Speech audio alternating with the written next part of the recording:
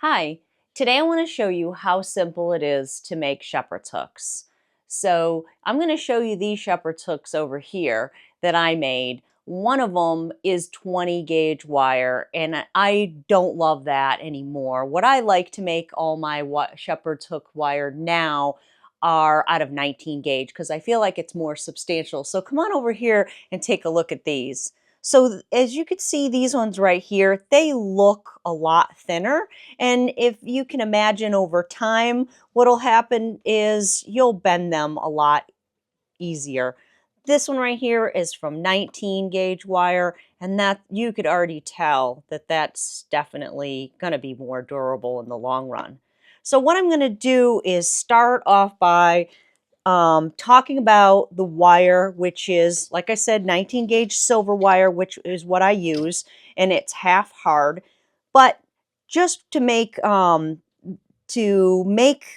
several different in practice, what I would suggest doing is copper wire. This is some kind of coated copper wire, just so it's simple and inexpensive. You take the wire, you hold it tightly, hold this end with your two fingers pinching, and you're going to roll your wrist toward you.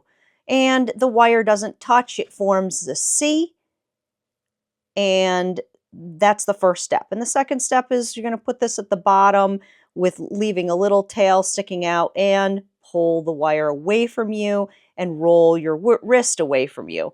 And in that case, then you have this funky like swan shape. Okay, so for that right there is just our first demonstration. I'm going to cut that one off and go for the silver. So again, 6-step jump ring making plier, less than $10. This is going to be so fun to make. So the top thin barrel, the smallest barrel is on top. I'm going to put my wire right down at the bottom of that first step, pinching the wire with my two fingers and rolling my wrist toward me. That's one time, and then I do it one more time to get that full C. I'm going to take it out and then putting it down here on the biggest barrel, and I'm going to roll my wrist away and wrapping it right around, passing that C. Okay, so from here, you have it almost complete. You're going to cut a little extra off and take a look at it. You might need to straighten it out with parallel jaw pliers. And you can file this top C. So what you're going to want to do is put it on something, you can stabilize it, file, get rid of the sharp ends. And I'm not going to completely do that, but you definitely want to sharpen, you want to file this end. So this end kicks back and will scratch your neck or the side of your neck or when you're putting it in your ear. And I'm trying to rush this a little. This is generally, I would hit it with this file and then I would also find some abrasive wheel to smooth it out.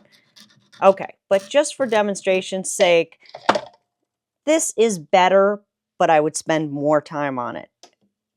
Take your parallel jaw pliers and then holding this part tight, you're going to push away. Now you have a nice shepherd's hook that you've made, and you'll have to adjust it based on whatever you're going to dangle off of this. For instance, if you're going to put this in here, you'll have to adjust it backwards and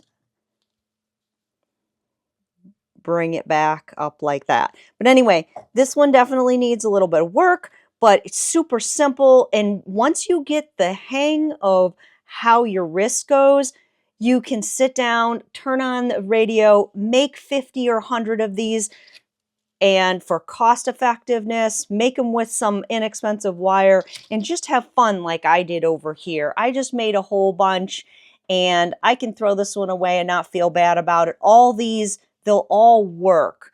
And the very last thing after you do the finish work and you get the both ends filed, you can always take whatever's available to you. If you have a file, if you have a marker, you just want to make sure that you test, are these going to all drop in the same area? And if you've made 50, you'll be able, those two almost identical where they drop. This one needs a little bit of work. It's a little different shape.